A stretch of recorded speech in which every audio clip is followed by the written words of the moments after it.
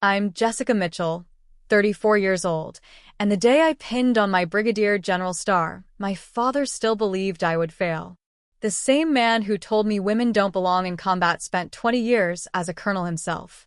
My brothers followed his lead, dismissing my every achievement. Then came that pivotal moment at my promotion ceremony when my sister's commander approached me, his face shifting from confusion to shock. "Ma'am, you're the general? Amanda's sister?" The look on my father's face was worth every struggle. Before I continue my story, where are you watching from today? Hit that like button and subscribe if you've ever been underestimated by the people who should believe in you most. Let's break barriers together. Growing up as a Mitchell meant living and breathing military tradition. Our home in Virginia was practically a museum of military memorabilia, with photos of uniformed men dating back generations. My grandfather served in Vietnam, earning a Purple Heart and a Silver Star. My great-grandfather fought in World War II, landing on Omaha Beach on D-Day. And at the head of our dinner table sat my father, Colonel Richard Mitchell, whose combat stories from Desert Storm dominated our childhood. "The Mitchell men serve their country," Dad would proudly proclaim, deliberately emphasizing the word men whenever I was in earshot. My brothers, Scott and Michael, soaked up these stories like sponges, eyes wide with admiration. Scott was 4 years older than me, Michael just 2. From their earliest days, they wore camouflage pajamas and played with toy soldiers, receiving proud nods from our father. I wanted those nods too. At 9 years old, I announced at dinner that I would join the army someday. The table fell silent before my father's booming laugh broke the tension. "The military is no place for a woman, Jessie," he said, cutting his steak with military precision. "You're a Mitchell, but you're not built for war. Better set your sights on something more suitable." My mother, Eleanor, always the peacekeeper, quickly changed the subject. Later that night, she came to my room and sat on my bed. "Your father means well," she said softly, smoothing my hair. "He's from a different generation." "But he's wrong, Mom," I insisted. "I can be as good a soldier as Scott or Michael." Her smile was sad. "I know you could, sweetheart. But sometimes it's easier to find another dream than to fight the world for the one you have." That was my mother's approach to life, avoiding conflict rather than confronting it. She'd supported my father's career through multiple deployments and relocations, never challenging his authority or opinions. I loved her deeply, but vowed never to become her. My younger sister Amanda was different. 8 years my junior, she watched me battle our family's expectations with wide, admiring eyes. While my brothers mimicked our father's dismissive attitude, Amanda became my secret ally. "Tell me again about West Point," she'd whisper during our late-night talks, her face eager in the glow of the flashlight under our blanket fort. Throughout high school, I deliberately sought leadership roles that required strategic thinking and tactical planning. As captain of the debate team, I transformed our approach to competitions, analyzing our opponents' previous arguments to predict and counter their strategies. When we won the state championship, my father attributed it to luck and having good teammates. One particular incident stands out in my memory. Our school bus broke down during a blizzard on the way back from a debate tournament. While the teacher panicked and the driver argued with dispatch over the radio, I organized the students, rationed our food and water, and created a system to keep everyone warm until help arrived 3 hours later. The principal commended me at a school assembly, calling my actions, showing remarkable leadership under pressure. "It was just common sense," my father said afterward. "Anyone would have done the same." But the worst dismissals came when I excelled in areas my brothers struggled with. When I scored higher than Scott on the SATs, my father suggested the test must not measure the kinds of intelligence that matter in the real world. When I was elected student body president while Michael had been rejected for student council, Dad remarked that leadership in high school is about popularity, not actual capability. Despite all this, or perhaps because of it, my determination only grew stronger. Each dismissal, each belittling comment, each comparison to my brothers became fuel for the fire burning inside me. I didn't just want to join the military anymore. I wanted to excel in it, to rise through the ranks, to prove beyond any doubt that my father was wrong. The night before my high school graduation, Amanda slipped into my room and handed me a crudely wrapped package. "I saved my allowance," she said proudly as I unwrapped a small compass with my initials engraved on the back. "So you never lose your way," she explained, her 11-year-old face serious. "Even when they tell you that you're going the wrong direction." I kept that compass through everything that followed. It became my talisman, a physical reminder that at least one person in my family believed in me. Hashtag part 3. Jessica's military journey begins when my West Point acceptance letter arrived. I held it with trembling hands at the kitchen table, waiting for my family's reaction. My mother offered a cautious, "Congratulations, dear." My brothers exchanged knowing glances. My father scanned the letter and handed it back with a dismissive shrug. "They have quotas to fill these days. You'll wash out within a month." His words stung, but I'd grown accustomed to the pain. What I hadn't anticipated was how accurately his prediction would seem during those first brutal weeks at the academy. The physical demands were unlike anything I'd prepared for. During Beast Barracks, the intense summer training for new cadets, I struggled through pre-dawn runs and obstacle courses designed to break us down before building us back up. My muscles screamed in protest, and blisters formed upon blisters. Each night, I collapsed into bed wondering if my father had been right all along. The isolation made everything worse. While male cadets formed instant brotherhoods, I found myself in a strange limbo, too focused on proving myself to connect easily with a few other women, yet never fully accepted by the men who made up the vast majority of my class. 3 weeks in, after failing to complete a particularly grueling physical challenge, I sat alone in a bathroom stall, silently sobbing. I'd never felt so defeated, so ready to give up. The compass Amanda gave me felt like a lead weight in my pocket, reminding me of expectations I couldn't meet. That's when I met Colonel Rebecca Harper. She found me washing the evidence of tears from my face and, instead of offering sympathy or scorn, invited me to her office. "The academy isn't designed for you to succeed alone," she said plainly, sitting across from me with perfect posture. "The men have generations of preparation and networks we don't have. You need allies." Colonel Harper became my first real mentor. A trailblazer herself, as one of the earliest female graduates of West Point, she understood the unique challenges I faced.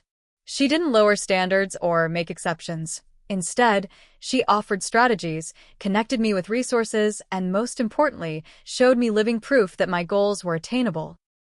"Your father's generation believes women don't belong here because they've never seen what we can do," she told me. "So show them." With her guidance, I stopped trying to match the men physically pound for pound and began leveraging my strengths. I excelled in strategy and leadership courses, approaching tactical problems from angles my male classmates hadn't considered.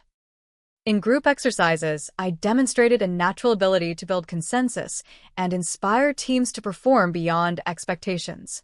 I also found my tribe, Maria Sanchez and Taylor Williams, 2 other female cadets who shared my determination. We formed a study group that evolved into a profound friendship.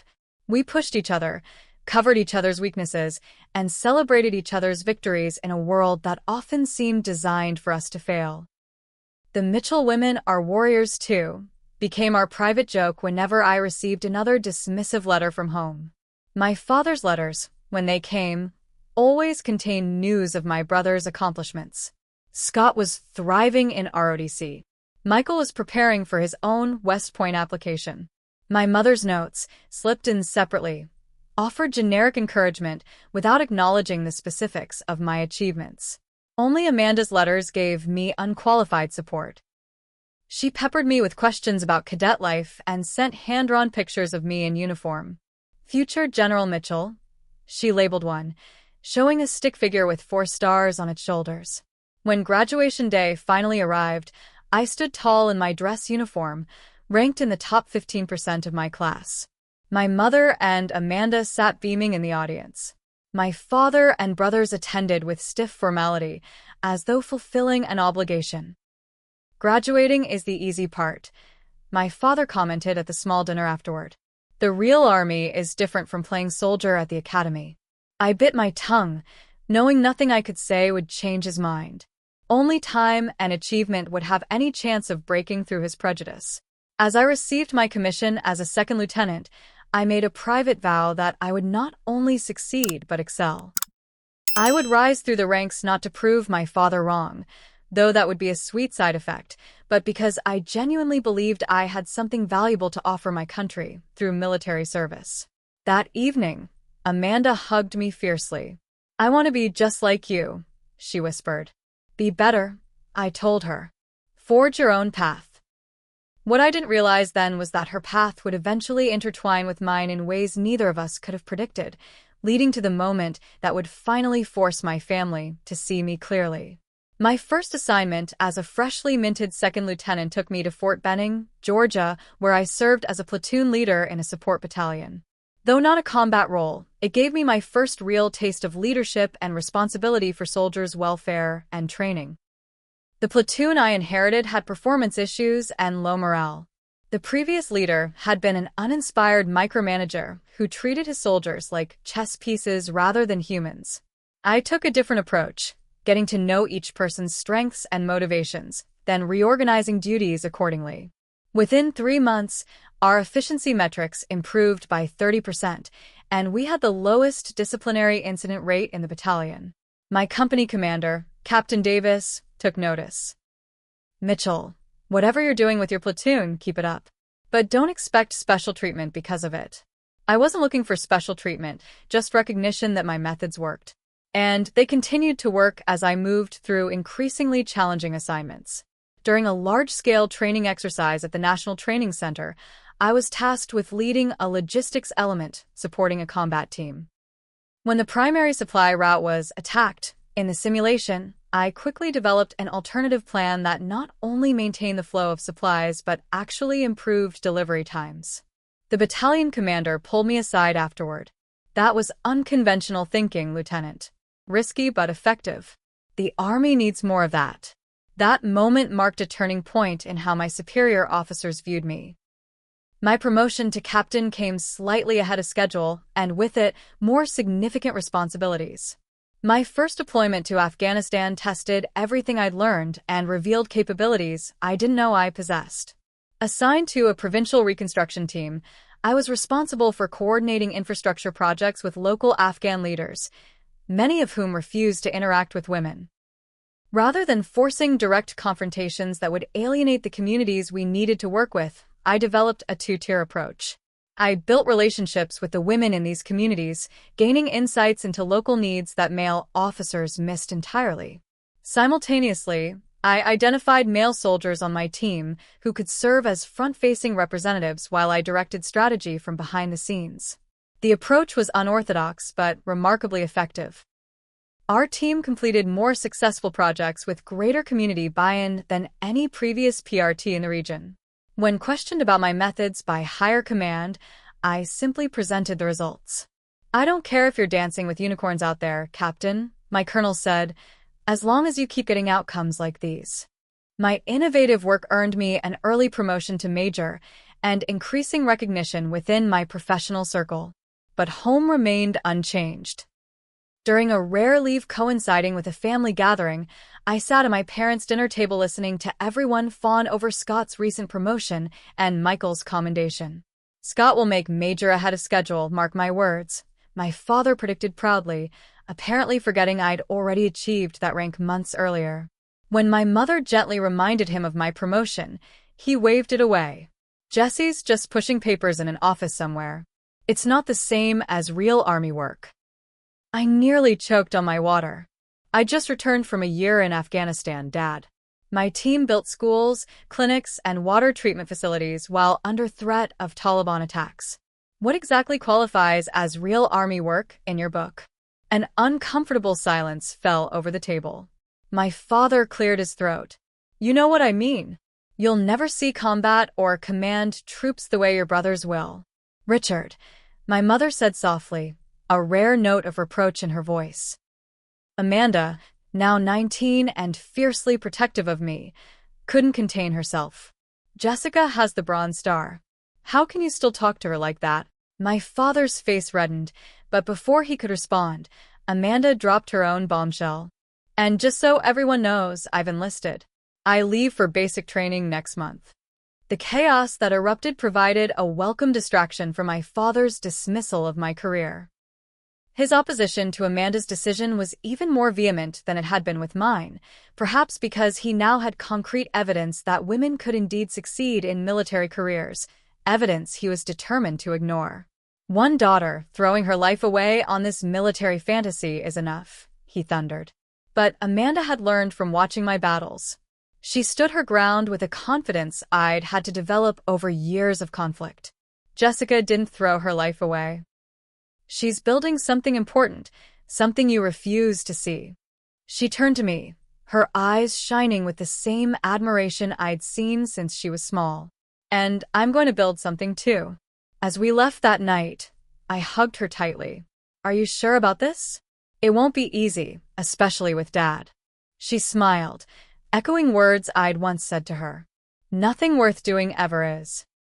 I returned to my posting with mixed emotions, pride in my sister's courage, frustration with my family's continued blindness to my achievements, and a renewed determination to excel so visibly that even my father couldn't deny my success.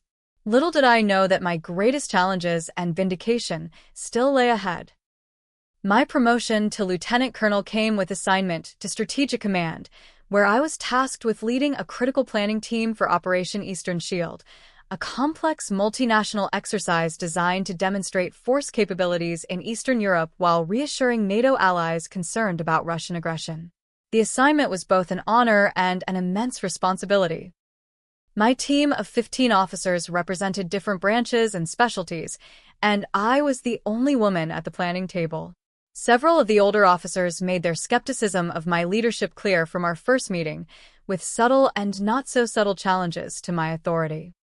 With all due respect, Colonel Mitchell, Major Wilson said during our initial briefing, emphasizing my rank as though it were a courtesy title rather than an earned position, this operation requires someone with extensive combat experience. I appreciate your concern, Major. I replied evenly. My 2 tours in Afghanistan included coordinating multi-agency responses to complex threat environments.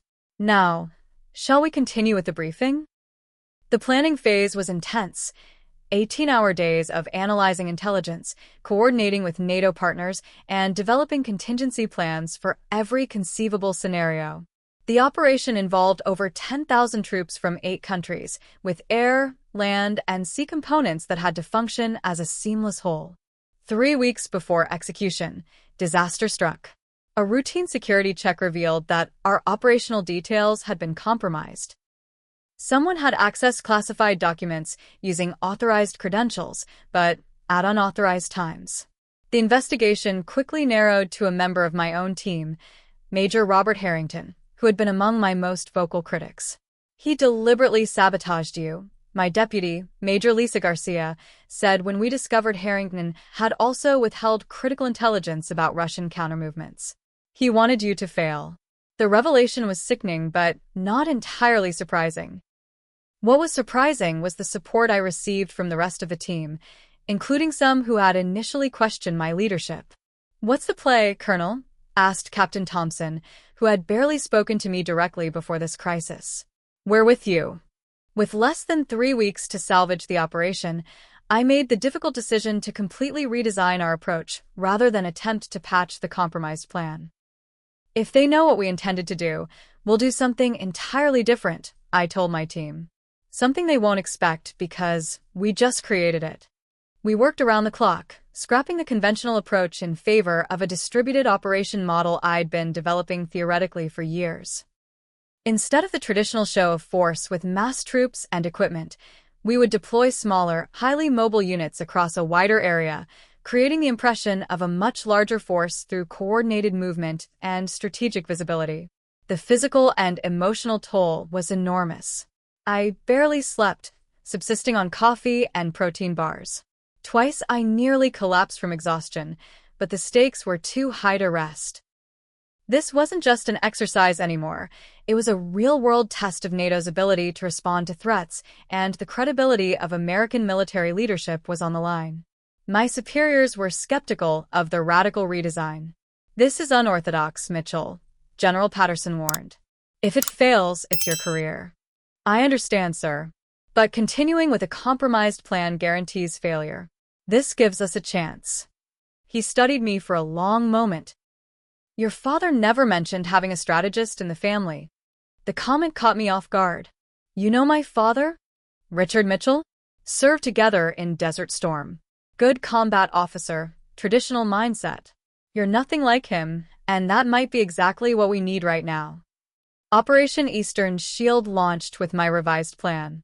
For 7 tense days, I monitored from the command center as our forces executed the new strategy. The Russian response was confusion, their preparations for our original approach rendered largely ineffective against our distributed deployment. When the exercise concluded, the NATO assessment was unanimous: unqualified success. General Patterson personally delivered the news.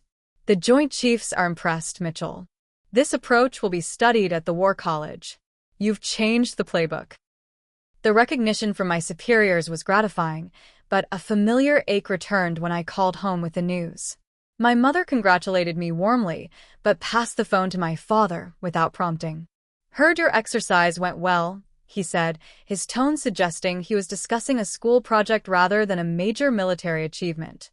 "It did. General Patterson said the approach will be taught at the War College." "Well, you were always lucky. Right place, right time, following the right plans."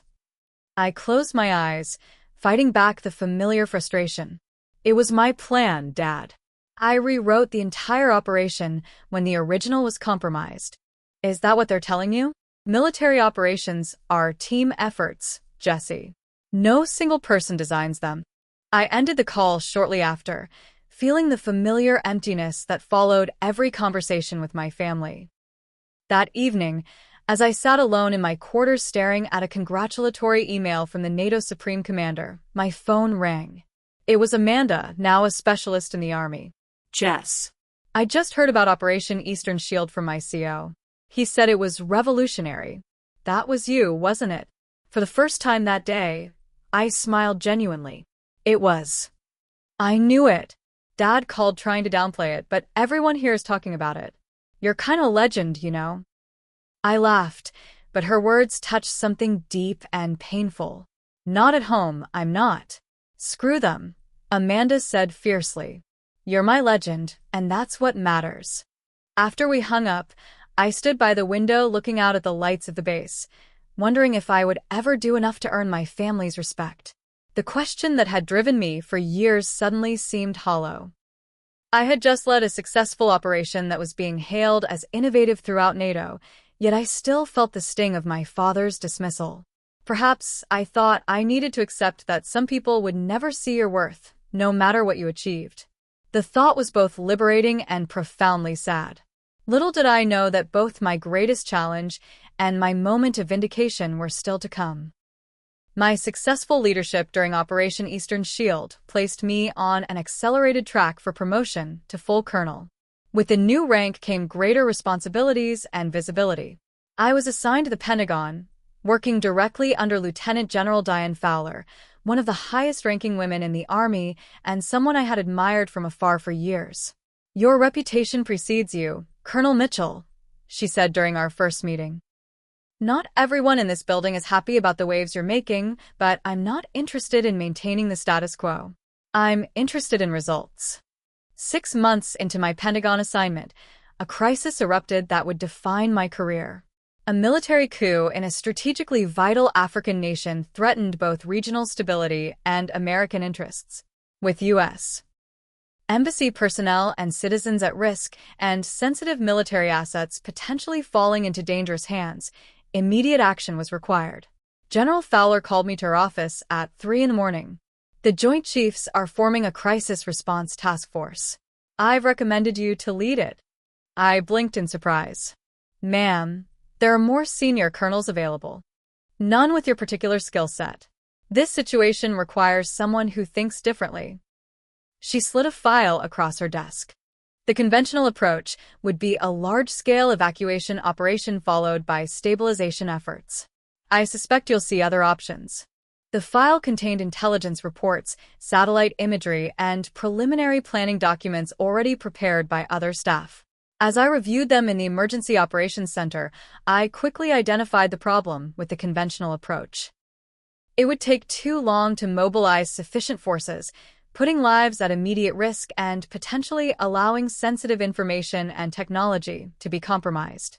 Instead, I proposed a radical alternative. A small, elite team would infiltrate covertly to secure the embassy and its personnel, while simultaneously we would leverage local opposition forces and our intelligence assets to fracture the coup leadership from within. Rather than opposing force with greater force, we would use precision and psychological operations to collapse the coup before a larger military response became necessary. When I presented this strategy to the Joint Chiefs, the reaction was immediate and negative. "This is fantasy, not military strategy," General Harrison scoffed. "You're suggesting we stake American lives on some cloak-and-dagger operation instead of overwhelming force?" I stood my ground. "Sir, by the time we can deploy overwhelming force, it will be too late for the Americans currently at risk. This approach gives us immediate action capability while laying groundwork for longer-term stability." The debate was heated, with several generals dismissing my plan as too risky and untested. General Fowler remained silent until the criticism reached its peak. "Gentlemen," she said finally, "Colonel Mitchell's approach in Operation Eastern Shield was also deemed untested and risky, yet it has since been adopted as doctrine.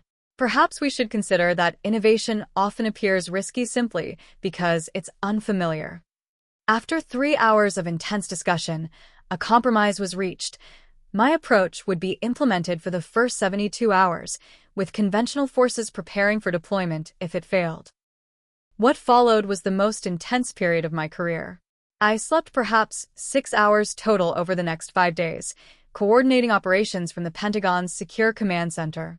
The infiltration team successfully secured the embassy and its personnel without casualties.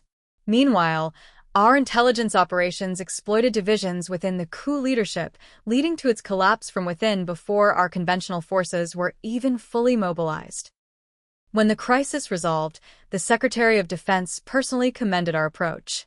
"You saved lives and American interests with minimal force deployment," he told me. "This will change how we approach similar situations in the future."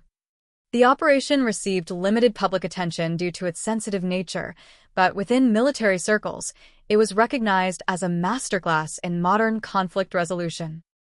Coming on the heels of Operation Eastern Shield, it established me as one of the Army's leading strategic thinkers.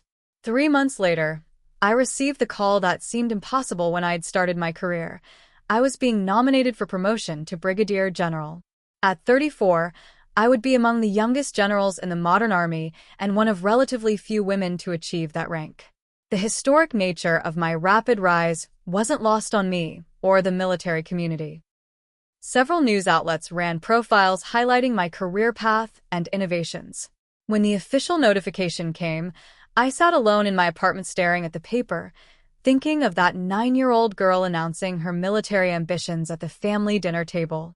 I wished I could tell her that she would not only succeed, but exceed every dream she had. My phone rang. It was my mother, her voice bubbling with excitement. "Jessica, your father just got a call from General Thompson about your promotion. Is it true? Brigadier General?" My heart sank slightly. I hadn't told my family yet, wanting to process it myself first. Of course, my father's old military connections would ensure he heard the news before I could share it. "Yes, Mom, it's true. The promotion ceremony is next month. We're so proud of you, dear. Your father wants to speak with you." Before I could prepare myself, my father's voice came through the line. "Jessie, Thompson says you're getting a star. That true?" "Yes, Dad. I'm being promoted to Brigadier General." There was a pause, and for a moment, I allowed myself to hope for genuine pride or recognition. Instead, must be pushing those diversity initiatives pretty hard these days. Still, a Mitchell as a general, that's something. The implication was clear. I hadn't earned this on merit, but as some sort of diversity checkbox. The familiar pain returned, sharper for having briefly expected something different. My brothers were no better when they called. Scott congratulated me while noting he'd heard the promotion boards were under pressure to advance more women. Michael suggested I'd picked the right time to be female in the military. Only Amanda's reaction gave me joy. She called screaming with excitement, not caring who heard her on the base where she was now stationed as a sergeant. I always knew it. Since we were kids, I knew you'd be a general someday. I've been telling everyone my sister is the most brilliant officer in the Army. Her enthusiasm was balm for my wounded spirit, but I couldn't help wondering why I still craved validation from people who seemed constitutionally incapable of giving it. I had reached the pinnacle of military leadership, changing doctrine and saving lives, yet a dismissive comment from my father could still cut deeper than any professional challenge. As the promotion ceremony approached, I made a decision. I wouldn't invite my family. This moment was too important, too personal to be tainted by their backhanded compliments and thinly veiled dismissals. But Amanda had other ideas. The day of my promotion ceremony dawned clear and bright. The auditorium at the Pentagon was filled with colleagues, mentors, and friends I'd made throughout my career. Colonel Rebecca Harper, now retired, had flown in from Arizona. My friends from West Point, Maria and Taylor, both now lieutenant colonels themselves, sat in the front row. General Fowler would be presenting my star. I stood in a side room, reviewing my remarks and adjusting my uniform. Despite all my accomplishments, a flutter of nerves danced in my stomach. This moment represented everything I'd worked for, everything I'd fought against dismissal and doubt to achieve. A knock at the door interrupted my thoughts. 5 minutes, General, an aide announced, using my new rank for the first time. As I stepped into the hallway, I froze. There, awkwardly gathered near the auditorium entrance, stood my entire family. My mother spotted me first, hurrying over to embrace me. "Surprise," she said, beaming. "We wouldn't miss this for the world." My father and brothers stood back, looking uncomfortable in their civilian suits. Amanda rushed forward, resplendent in her dress uniform. "You didn't think I'd let them skip this, did you?" she whispered, hugging me fiercely. "They need to see this. All of it." Before I could respond, a man in uniform approached Amanda, and she straightened immediately. "Major Peterson, sir." "At ease, Sergeant Mitchell," he said with a smile before turning to me. "You must be Jessica. Amanda speaks very highly of you." "Major Peterson is my commanding officer," Amanda explained. "He was in D.C. for meetings and agreed to attend when he heard my sister was being promoted." The major extended his hand. "It's an honor to meet you. I've studied your work on distributed operations. Brilliant stuff." I thanked him, noting with a mixture of amusement and satisfaction how my father's eyebrows rose at this interaction.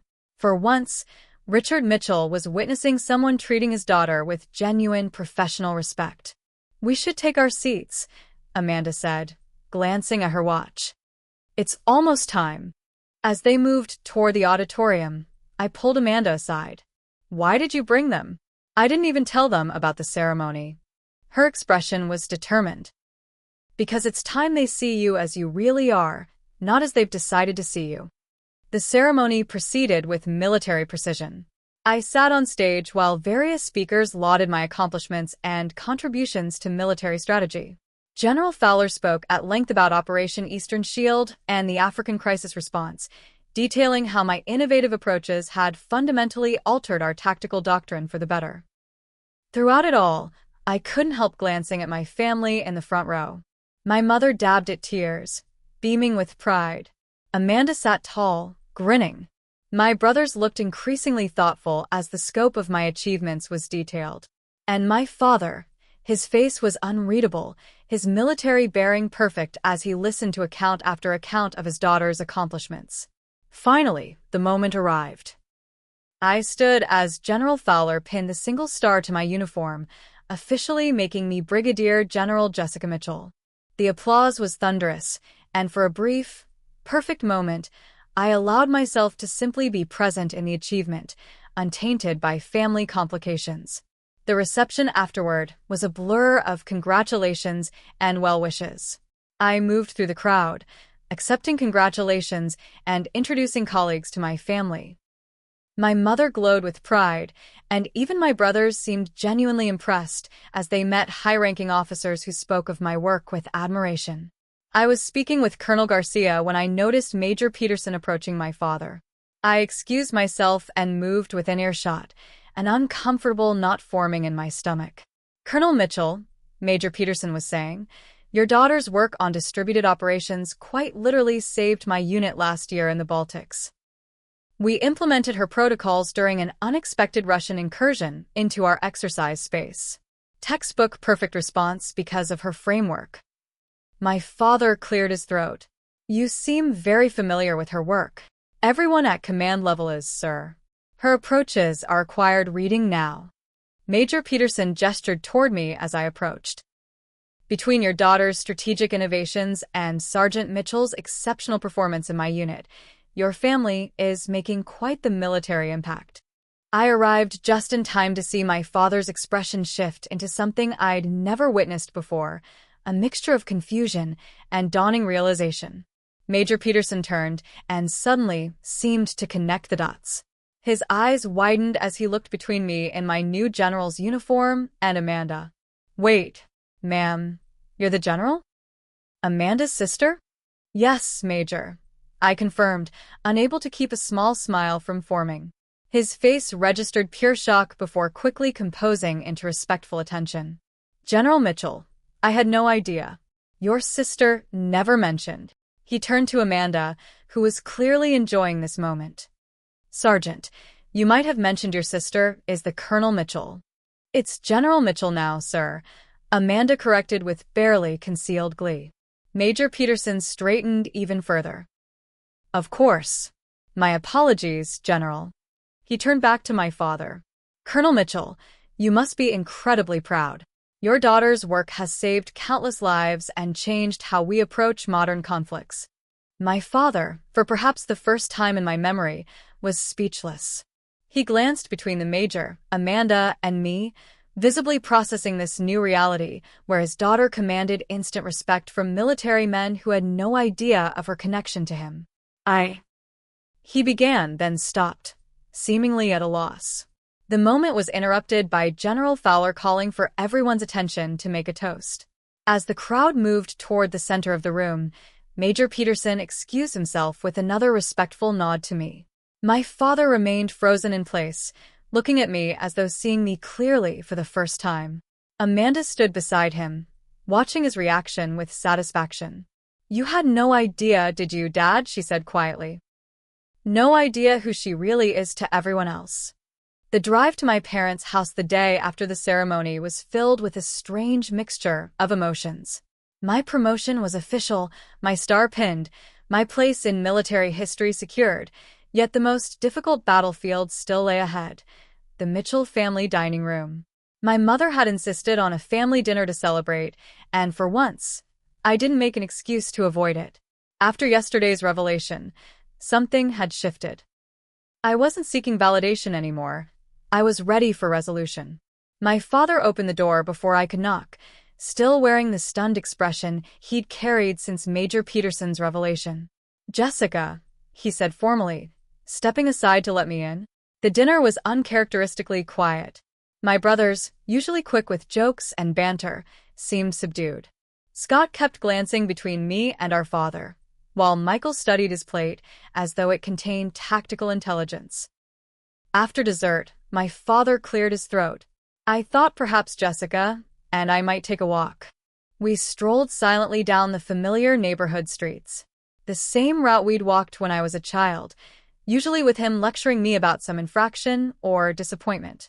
But tonight, he seemed unable to find words. Finally, as we reached the small park at the end of the block, he stopped. "I've been wrong about you," he said simply. I waited, unwilling to make this easier for him. "Yesterday, watching all those officers, good officers, experienced officers, talk about your work, you're thinking." He shook his head. "And then Amanda's commander. He had no idea you were my daughter, Had no reason to say those things except that he meant them. That's right, I agreed. Why didn't you ever tell us? About the operations, the strategies, the lives saved. The question nearly took my breath away with its audacity. I did tell you, Dad. Every promotion, every assignment, every achievement. You decided they weren't real accomplishments because they came from me, not Scott or Michael. He flinched as though I'd struck him. That's not fair. Isn't it? When I called after Eastern Shield, you said I was lucky and following other people's plans. When I made Colonel, Scott suggested it was affirmative action. When I told you about the African operation, you changed the subject to Michael's new apartment. My voice remained steady, not angry but unflinchingly truthful. My father looked away, staring at the playground where I'd once played while he watched from a bench, always ready with criticism when I couldn't keep up with the older children. I didn't know how to have a daughter in combat, he said finally. The thought of you in danger, it was easier to believe you were pushing papers somewhere safe.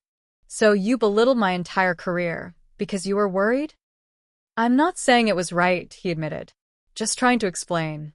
We walked back in silence, the conversation not resolved but at least begun.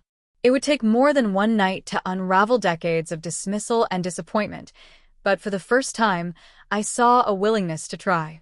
Over the following months, as I settled into my new role as a general officer, small changes appeared in my family dynamics. My father began saving news articles about military operations similar to ones I'd led, occasionally calling with questions about strategy that revealed he was actually reading and thinking about my work. My brother's evolution was similarly gradual but significant. Scott, now a lieutenant colonel himself, called for advice about a complex training exercise he was designing. Michael, whose career had stalled at captain, asked if I would review his approach to an upcoming evaluation board. The most profound transformation, however, was within me.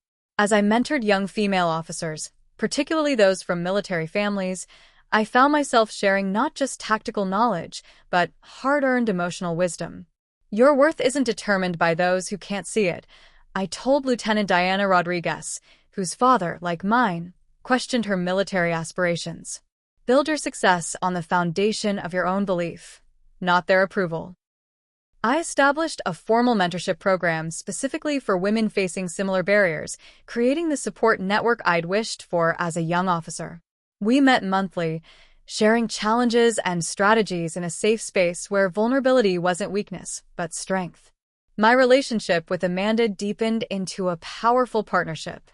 When she was selected for officer candidate school, I had the honor of administering her oath of commissioning. As she prepared for her first command position, our late-night strategy sessions echoed our childhood blanket forts, but with battle plans replacing ghost stories.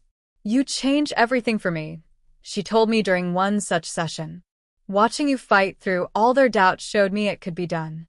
You made it easier by believing in me when no one else did, I replied, remembering the compass that still sat on my desk. The final test of my family's transformation came at Thanksgiving, 6 months after my promotion. For the first time, my parents had invited several of my colleagues, including General Fowler. As we gathered around the expanded dining table, my father stood to offer a toast. To my daughter, General Jessica Mitchell, he said, his voice catching slightly, who taught this old soldier that courage comes in forms I never recognized and leadership transcends the battlefield. I was wrong, and I'm proud to admit it. The room fell silent as our eyes met across the table. In that moment, decades of seeking validation finally came full circle. It wasn't that I needed his approval anymore. I'd long since outgrown that, but there was undeniable healing in having it at last. Later that evening, as guests were leaving, my father pulled me aside. I found this in my old footlocker, he said, handing me a faded photograph. It showed him as a young lieutenant, standing proudly beside his commanding officer. First time I was recognized by someone I respected. Thought you might understand what that meant to me. I studied the picture, recognizing in his youthful face the same hunger for validation I'd carried for so long. I do understand. Took me too long to be that person for you, he said simply. I'm sorry for that. As I drove home that night, I reflected on the journey that had brought me here. The pain of dismissal had driven me to heights I might never have reached otherwise. The struggle for recognition had forged a resilience that served me through every professional challenge. In fighting to be seen by my family, I'd become visible to an entire generation of young women who needed to know success was possible. True strength, I realized, isn't about proving yourself to others. It's about believing in yourself so completely that you create a path for others to follow. My father's validation, when it finally came, wasn't the victory. The victory was in no longer needing it to know my worth. I now begin each day looking at Amanda's compass on my desk, remembering that finding your way isn't about following someone else's map. It's about trusting your own direction, even when, especially when, others tell you you're going the wrong way.